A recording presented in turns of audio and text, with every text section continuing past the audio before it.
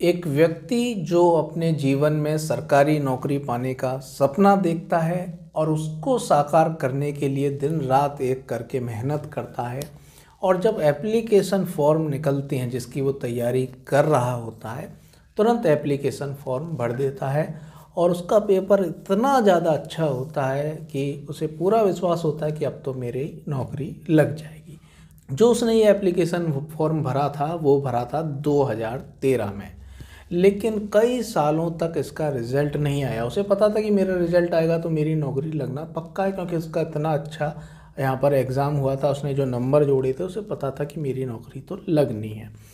तो दोस्तों, जो रिज़ल्ट आता है वो 2022 में आता है। 2013 में फॉर्म भरा गया था, 2022 में उसका रिज़ल्ट आता है और वो यहाँ पर क्वालिफाइड हुआ।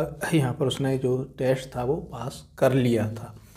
लेकिन दोस्तों, होता क्या है, क्योंकि 2013 में फॉर्म भरता है और कई साल तक उसकी नौकरी नहीं लगती है, तो इसी बीच उसकी शादी करा देते हैं उसके घर वाले। और जब शादी होती है तो शादी के कुछ दिनों तक तो रिश्ता बहुत अच्छा चलता है, लेकिन 2020 में पत्नी के द्वारा, क्योंकि दोनों के बीच में विवाद होता है, तो दहेज उत्पीड़न के मामले में 498A 406 323 आईपीसी के अंतर्गत एफआईआर दर्ज करा दी जाती है। तो ये मैट्रिमोनियल डिस्प्यूट के संबंध में, दहेज उत्पीड़न के संबंध में एफआईआर दर्ज करा दी जाती है। और कब कराई जाती है? 2020 में करा दी जाती है। जब उसने एप्लीकेशन फॉर्म भरा था उस टाइम पर वो, उसके ऊपर कोई भी चार्जेस नहीं थे, कोई एफआईआर दर्ज नहीं थी, कोई उसकी क्रिमिनल एंटीसीडेंट नहीं था। लेकिन 2020 में उसकी पत्नी के द्वारा एफआईआर दर्ज करा दी गई। तो दोस्तों, इसी के आधार पे जब वेरिफिकेशन जो होता है, वेरिफिकेशन कराया गया, तो वेरिफिकेशन में ये सामने आया, क्योंकि उसने टेस्ट पास कर लिया था। टेस्ट पास करने के बाद पुलिस वेरिफिकेशन भी होता है, तो ये सामने आया कि उसके अगेंस्ट ये दहेज उत्पीड़न के मामले में पत्नी के द्वारा एफआईआर दर्ज कराई गई है।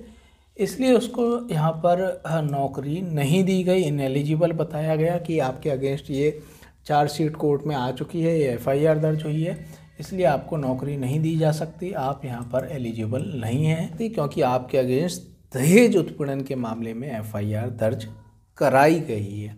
तो दोस्तों, इसमें हमारा लीगल क्वेश्चन यही है कि ये जो मैंने सर्कमस्टांसेस बताए, जो परिस्थितियाँ बताई, तो क्या ऐसी परिस्थिति में जो डिपार्टमेंट ने आदेश दिया कि आपको नौकरी नहीं दी जाएगी क्योंकि आप इनएलिजिबल हैं ऑन द ग्राउंड बिकॉज आपके अगेंस्ट ये एफआईआर दर्ज हुई है इन सेक्शन में 498 और उसके साथ जो धाराएं लगती हैं उनके अंतर्गत। तो दोस्तों, ये इसी इशू को तय किया अभी हाल ही में जो डिसीजन आया है Amritpal versus state of Rajasthan 2024। तो इसमें इसी तरीके के फैक्ट्स थे। फैक्ट्स क्या थे मैं आपको बता देता हूँ। 2013 में लोअर डिवीज़न क्लर्क की नौकरी के लिए फॉर्म निकले थे, तो जो एजुकेशन चाहिए थी वो सब इसकी पूरी थी, एलिजिबल था, इसीलिए इसने फॉर्म में अप्लाई किया और उसका एग्ज़ाम भी दिया। उसका एग्ज़ाम अच्छा हुआ, उसे पता था कि मेरी नौकरी यहाँ पर लगने के पूरे चांस हैं।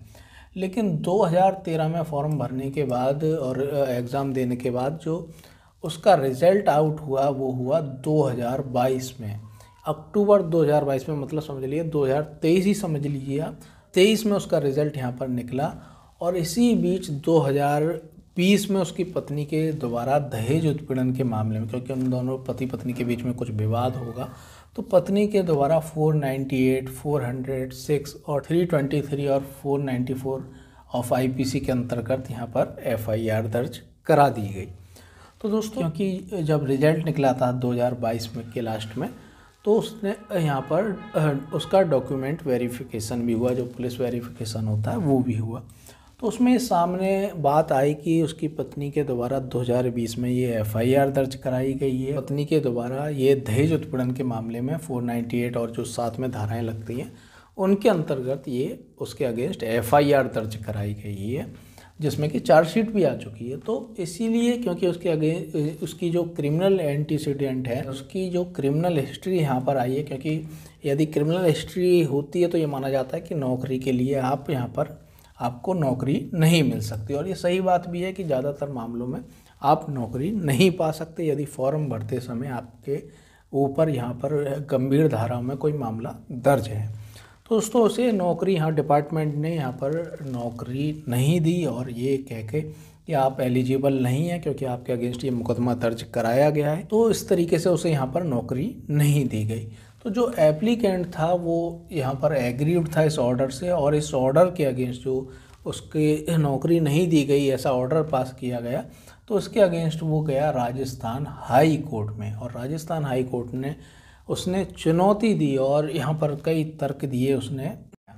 तो पिटिशनर के काउंसिल ने क्या तर्क दिया वो हम देख लेते हैं। तो उसने तर्क दिया कि ये जो मामला दर्ज कराया गया शादी के 9 साल बाद दर्ज कराया गया, और जब ये फॉर्म भरा गया था उस टाइम पे तो उसकी कोई क्रिमिनल एंटीसीडेंट थी नहीं, कोई आपराधिक इतिहास था ही नहीं। रेस्पोंडेंट के काउंसिल थे, उन्होंने वही तर्क दिया कि इनके ये क्रिमिनल एंटीसीडेंट है, मतलब इनके आपराधिक इतिहास है, और ये पत्नी के द्वारा एफआईआर दर्ज कराई गई है इस धाराओं के अंतर्गत, इसलिए ये इनका ये कैरेक्टर है ठीक नहीं है, नौकरी के लिए सूटेबल नहीं है, इसलिए इनको नौकरी नहीं दी जाती। तो दोस्तों दोनों काउंसिल के यहाँ पर तर्कों को सुना गया और कोर्ट ने यहाँ पर क्या कहा, क्या मुख्य पॉइंट कहे वो हम देख लेते हैं। राजस्थान हाई कोर्ट ने क्या मुख्य पॉइंट यहाँ पर कहे। तो हाई कोर्ट ने कहा कि जो विवादित आदेश दिया गया है वो स्पीकिंग ऑर्डर नहीं है। यहाँ पर उसमें क्लियरली चीज़ नहीं बताई गई है कि किस तरीके से ये जो मामला चल रहा है, क्रिमिनल ट्रायल चल रहा है, वो उसकी जो ड्यूटी यहाँ पर करेगा, जो नौकरी करेगा, वो उसमें किस तरीके से बाधा पहुँचाएगी, किस तरीके से वो उसे ठीक से नहीं कर सकता यदि ये मुकदमा चल रहा है। तो इस तरीके का कोई भी उसमें तर्क नहीं दिया गया। जो आदेश है वो स्पष्ट नहीं है, उसमें जो चीज़ें लिखनी चाहिए कि आखिर वो किस लिए यहाँ पर सूटेबल नहीं है फॉर जॉब, वो नहीं लिखा गया है। जो याचिका करता है केवल एक विचाराधीन व्यक्ति है, यानी कि अंडर ट्रायल एक्यूज्ड है, और मुकदमे के परिणाम के आधार पर उसका भाग्य अभी तय होना बाकी है। इसके अलावा बाद के चरण में पति पत्नी के बीच में समझौते की संभावना से भी इनकार नहीं किया जा सकता। ये हो सकता है कि आगे दोनों में राजीनामा हो जाए और दोनों साथ साथ रहें। तो दोस्तों क्योंकि पति पत्नी के मामलों में ज़्यादातर मोस्टली में यहाँ पर राजीनामा हो जाता है। जैसा भी हो, केवल विवाह के टूटने को इस तरह नहीं माना जा सकता है कि पति एकमात्र दोषी है, केवल पति दोषी है ऐसा नहीं माना जा सकता है, सिर्फ इसीलिए कि उसकी पत्नी ने उसके खिलाफ आपराधिक आरोप लगाने का फैसला किया है जो अभी साबित होना बाकी है। तो जो पति पत्नी के बीच में विवाद हुआ उसमें ये नहीं माना जा सकता कि क्योंकि उसके ऊपर एफआईआर दर्ज हो गई, पत्नी ने पहले एफआईआर दर्ज करा दी, तो इसलिए ये नहीं माना जा सकता कि केवल यहाँ पर पति की गलती है, ये नहीं माना जा सकता है। हो सकता है पत्नी की भी गलती हो, तो ये तो अभी ट्रायल होगा, ट्रायल के बाद वो कन्विक्ट होता है, एक्यूटल होता है, उसके बाद यहाँ पर पता चलेगा। हाई कोर्ट ने आगे कहा कि ये जो आदेश पारित किया गया है नौकरी ना देने का, ये जो याचिकाकर्ता यानी कि पिटिशनर है उसके आर्टिकल 14 यानी कि राइट टू इक्वलिटी और आर्टिकल 21 ऑफ इंडियन कॉन्स्टिट्यूशन मतलब कि right to life and personal liberty का उल्लंघन करती है और निष्पक्ष सुनवाई के बिना समान उपचार और व्यक्तिगत स्वतंत्रता से इनकार करती है। तो ये कठोर टिप्पणी भी यहाँ पर की कि ये आर्टिकल 14 और आर्टिकल 21 का उल्लंघन है इस तरीके का आदेश पारित करना। तो यहाँ पर ये पिटीशन को यहाँ पर अलाउड किया गया। तो राजस्थान हाई कोर्ट के द्वारा ये महत्वपूर्ण फैसला दिया गया और इसमें जो पिटिशनर है, पिटिशनर को 30 दिन के भीतर यहाँ पर अपॉइंटमेंट लेटर देने के यहाँ पर आदेश पारित किए।